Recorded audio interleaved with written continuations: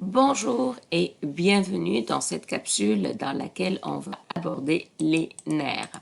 Donc, les nerfs sont des conduits, ce sont des autoroutes qui vont traverser notre organisme. Les nerfs, c'est le réseau qui va former notre système nerveux périphérique. Donc, les nerfs, c'est quoi? Les nerfs, c'est un regroupement d'axones. Et rappelle-toi, l'axone est le prolongement d'un neurone. Donc, on a le corps cellulaire, puis après ça, on a les axones ou l'axone pour chaque neurone. Donc, les axones vont tout simplement se placer de manière parallèle, l'un par rapport à l'autre. Ils vont s'agencer ensemble pour former une structure plus grande. Ça s'appelle un faisceau nerveux. Et ce faisceau nerveux, donc je vais quand même l'entourer par une membrane que je l'appelle le périnèvre. Et c'est une membrane qui va tout d'abord permettre la protection, mais comme elle est formée par du tissu conjonctif et on sait que le tissu conjonctif, son rôle, c'est comme une colle. Donc, il va permettre que les axones ne bougent pas à l'intérieur du faisceau nerveux.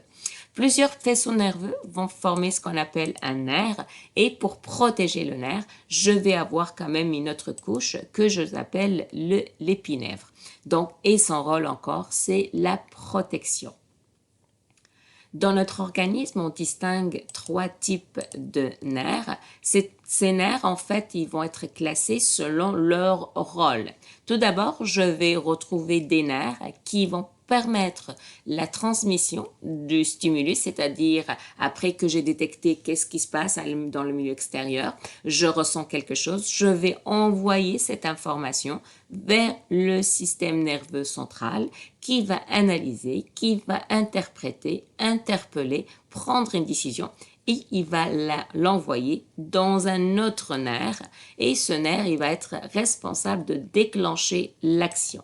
Donc, le premier type de nerf, on va l'appeler, ce sont les nerfs sensitifs.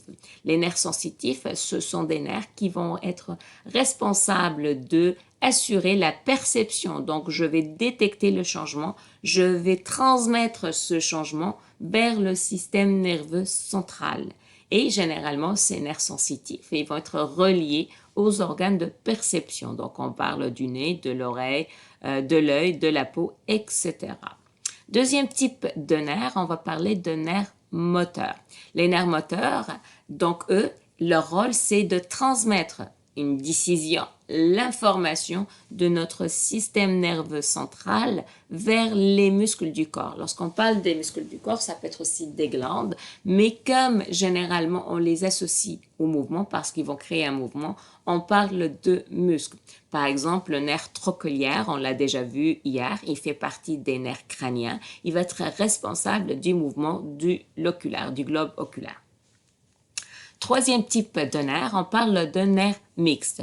Les nerfs mixtes sont capables de faire les deux. Par exemple, ici, le nerf ulnaire, c'est un nerf qui va me permettre de envoyer le stimulus. Lorsque je me fais piquer, ça fait mal, donc il y a une douleur qui va être transmise vers mon système nerveux central et il y aura encore une partie de ce nerf qui va être responsable d'envoyer la décision vers la main pour que je puisse l'enlever parce que ça fait mal.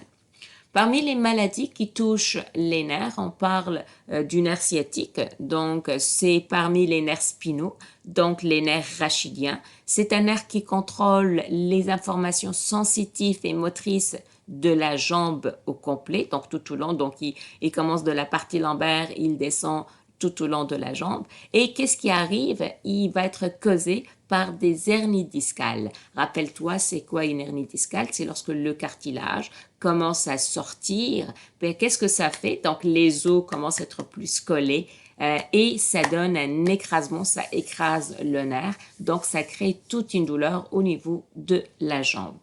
Et avec ça, je termine cette capsule sur les nerfs.